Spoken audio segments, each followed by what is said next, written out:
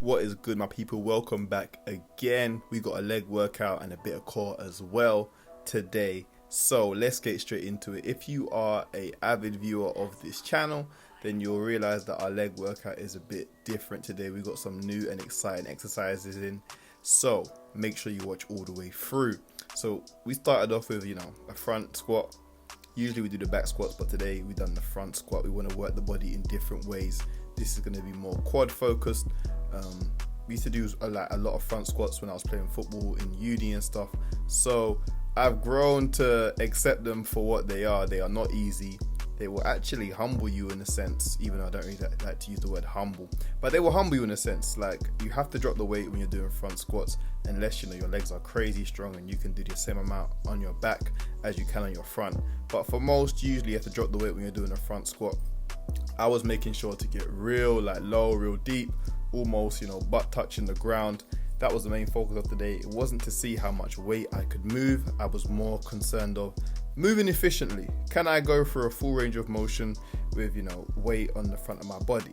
Now the problem with this exercise, and it's not a universal problem, it was more solely my problem, is, as you can see, I've just put a shirt on. Now this piece of bamboo is very slippery. The outside of it is got a wax coating, I want to say. If you know bamboo, then it's kind of slippery.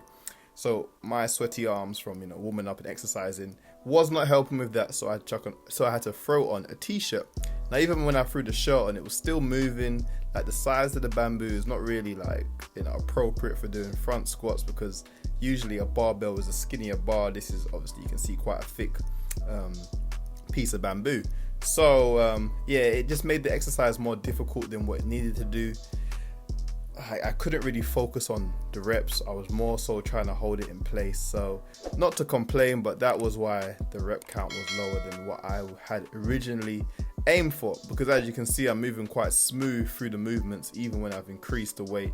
But unfortunately, it just wasn't conducive to what I was doing. And the sad part is I had a pole I could have used, but I just didn't think at the time. So we were just doing the front squats. We got 4 sets in. Again, the reps was different throughout because of the outside factors out of my control. So it was minimum 6, maximum was 12, I think. But however, we live and we learn, and we know for next time to prepare properly, put a shirt on, or just hold the bar in a different way. And you're actually going to see the different hand placement I use on the last set, which would have made things a whole lot easier. So I actually didn't even need to change the bar, although I could have. But the hand placement on the last one is what I should have started off with from the beginning. But that's what training is about. You're learning, you're gaining new experience, for better for the future. And that's it, really. So don't beat yourself up if you make mistakes. Hey, it comes with the territory. Everybody makes them. So as you can see, I've lowered the weight, but the hand placement is different. So I've got my fingers under the bar, kind of just resting it on my shoulders rather than arms crossed. And that allowed me to hold it better in place. So I know for the future now, but these were really good, man. The depth of it was great. It was wonderful. When you just go up and wait, sometimes you can forget about the depth of the actual squat. A pure squat with great depth just is always going to hit different. It's always going to bring the results that you want. And that's it at the end of the day. So you can focus on progressing with the weight, moving the weight up, and just messing with different angles of squats. I don't really think there's a one size fits all. It depends what your goal is. It depends, if you play sport, if you don't, if you're doing it for aesthetics, if you're doing it for strength. All that's going to play a role in how deep you want to squat on any given day. So now we've got some assisted pistol squats. Now, I don't know what happened, but at one time my pistol squats was clean. I get low to the ground. If you've seen some of my other videos, you'll see my pistol squat was clean, unassisted, whatever. As of recent times, I haven't been able to pistol squat. Don't know why. Maybe I haven't practiced in a while, or I haven't been working on my unilateral strength enough. But we're going to get that pistol squat back, man. We are going to get it back and proper. Before, I think I could do 5 reps in a row on each leg. Might not seem like a great number, but to me that was a fantastic number. So we are adding back in the unilateral exercises because pistol squat is cool. I know some people say there's a lot of cons to doing pistol squats, but for me, I just enjoy doing them. I think it's a great way to show off your lower body strength, your lower body balance, all those sort of things. So we are going to get back on the pistol squat. So if you are a beginner, this is a great way to build into a pistol squat. Just grab a wall or a chair or anything like that and just assist yourself and do as many reps as you can. I was doing 10 reps on each leg. I think I did about 3 sets on each side, and just trying to get as low as possible. And the goal here is not to use your hand for too much support. It's more of a guide. You want to use your legs, you want to use your core, your feet, everything else that's supposed to be involved, and your hand just on the wall, just to guide you up with a little bit of assistance, kind of like a spotter would if you was on like a bench press or a squat. It's not there to push your hand through the whole movement. You're not trying to work your triceps or your shoulder. It's a leg exercise, so just use it as a guide rather than just taking over the whole thing. So pistol squats, man, can I say, another unilateral exercise. If you are an athlete, this is going to benefit you. If you can't do them, start off with this, or you can also do a resistance band version, which I also have on my channel. I think it's in the shorts version, so you can check that out if you want. But I think I made a video in the past of actually how to do a pistol squat, like right from the beginning, and exercises that you need to just progress through in order to master the pistol squat. So obviously I've regressed in terms of this, and it just goes to show, if you don't use it, you lose it. So there was a period where I wasn't doing them, so it is what it is. Now this is new as well. We've got some good mornings. I saw them on YouTube actually before I did the workout, and I was like, I'm gonna try these. I've done them in the past. I've never done them consistently. I just wanted to see how much stretch it's going to give on my hamstring and my glutes, and it was good. Now the unfortunate thing was this band, which is my heaviest band, was still not enough to to get the amount of work out of my hamstrings in a small amount of reps that I would have liked. I went up to like 20 something reps, and there's nothing wrong with that. I was just trying to be as time efficient as possible. So you're going to see I switched out to actual weights rather than continuing to using the band. I did add the black band on, but it messed up my form because the bands were too much on my neck. So I just jumped into the weight afterwards and just carried on performing them. It actually gave a nice stretch on the hamstrings. Really enjoyed them. They will be in the routines more and more, but if you haven't tried them, try good mornings. Start off slow, because you'll jack yourself up if you try to do too much weight, and we don't want no broken backs, we don't want no injured hamstrings, none of that stuff. So start off with the bar, or start off with whatever equipment you want to use. Obviously you can use a brick, you can put a backpack on, anything. Just try anything out and give good mornings a go. This is a very underutilized exercise, well, from what I've seen of it. A lot of people prefer to do deadlifts or hamstring curls, or some of the more prominent exercises, but good mornings get the job done as well, man. Maybe with the added risk of the lower back being involved a bit more than some of the other movements, but I don't really see a difference between this and the deadlift, to be honest. It's just like the reverse of it, if that makes sense. Yeah, so I will be performing these more. I'm not a one size fits all person. As I said, I will try many different exercises to see which one's going to give me the best results, but I also want to be multifaceted. Like, I don't want to get stuck in doing one exercise and I'm only good at that one exercise. I want to be good at every single exercise thrown at me, and when I master exercise, I want to move on to the next thing and the next thing. And that's what it's really all about when it comes to fitness, and when it comes to life as well. You don't want to get stuck in just doing the same thing over and over. So then we got some towel curls. Now these are tough. They look deceivingly easy, but they are tougher than what they actually look. Want to make sure your body's hovering over the ground. Drive your heels into the ground, push out, and then as you can see, just curl back in. The slower you do it, the more you're going to feel it. Obviously the sort of surface that you have as flooring is going to determine how slow or fast you can perform the exercise. I supersetted this with some glute bridges as well. So we did 12 reps of the towel curls, and then we done 12 reps of the glute bridges and 4 sets of each. Now this was a nice superset. I actually haven't been doing supersets for a while, but I'm going to add them back into my routines. As you'll see throughout the next couple of videos, I'm going to start doing more supersets because they are a great way to build muscle and also to make the workouts more intense. And if you don't know what a superset is, basically you do one exercise followed by another exercise with no rest. Usually it's opposing muscle groups, but you can do the same muscle group for your superset, but you are going to have to sacrifice weight or reps when you're doing the superset for intensity. if you are able to do the same amount of reps, without the superset, then yeah, you're doing something wrong, if that makes sense. But these were good, man. Towel rows. I think preferably it would have been better if I had 2 separate towels, so I could kind of control like each hamstring separately, if that makes sense. But we got to work with what we got. Don't use a good towel. Don't use a white towel. Don't use a light colored towel. Use a towel that's ripped up, preferably dark, something along those lines. Like, don't use a good towel because it's gonna get dirty, depending on the surface. As you can see, the bottom of my feet are dirty because there's bricks, there's weights, there's everything moving around in here.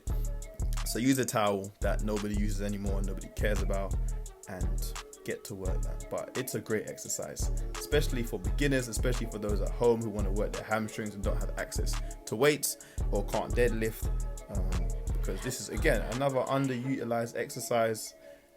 It just does the job. Like, there's no other way to put it. It gets nice burn in your hamstrings, and minimal equipment, just a towel, really, just some towel and some space. That's it. So there is no excuse why you shouldn't be doing towel rows if you want to work out at home, if you want to use your body weight and things of that nature. Of course, you can use stuff like yoga balls.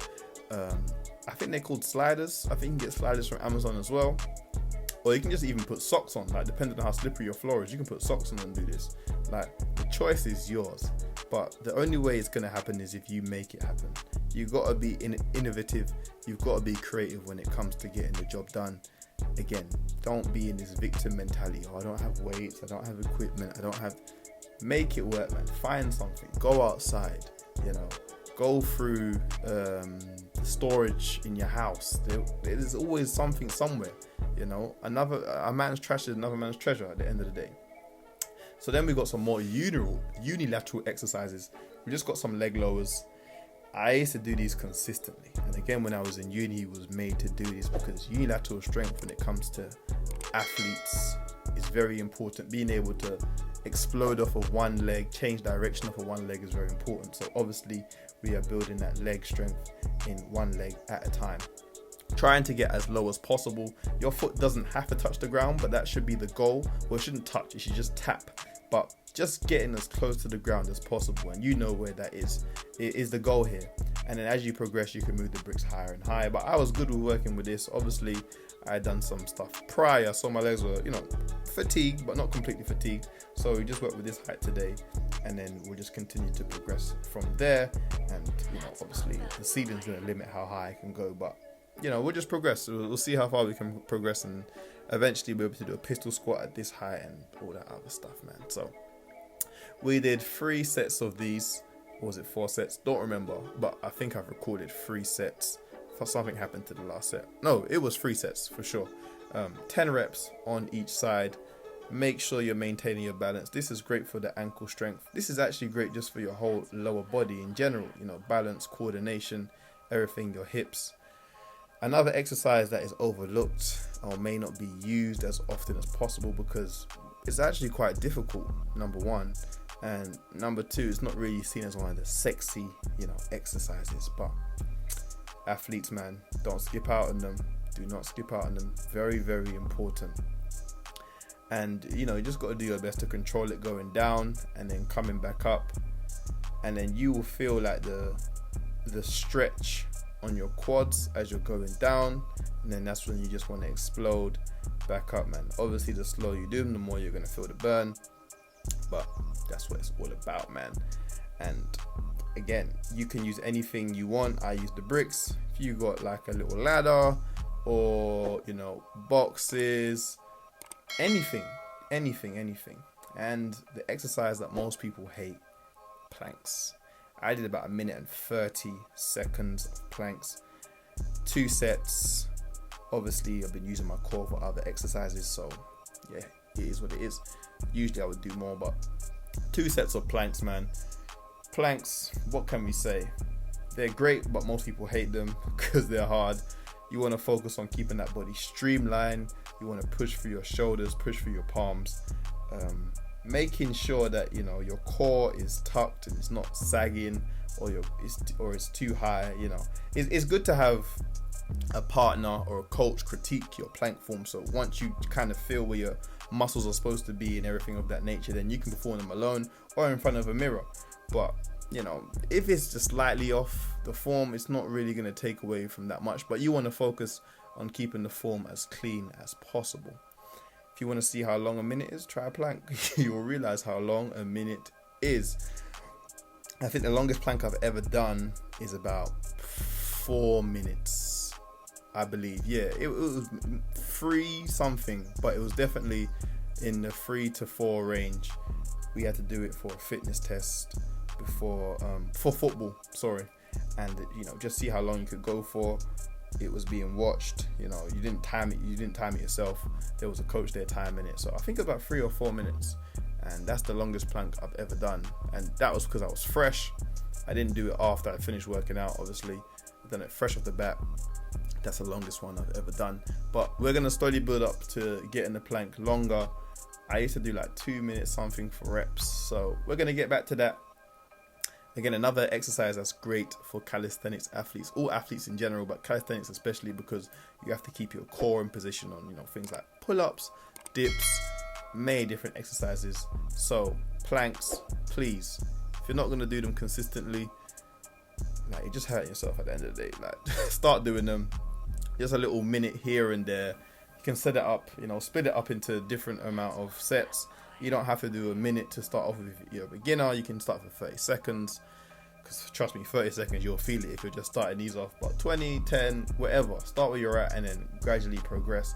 I used to move up in increments of 5 or 10 seconds to, see how I'm improving gradually. If you try to go from 1 minute to 2 minutes, it's not going to happen. You need to gradually increase when it comes to planks, man. But again, body posture, so important. It's a whole body exercise, to be honest. Everything is involved if you do them correctly, and it just should be a staple when it comes to building up your core, obviously improving the aesthetics of your 6-pack abs and all that other jazz. Again, you've got your shoulders in there because you're going to have to keep yourself supported, and obviously the feet are involved as well.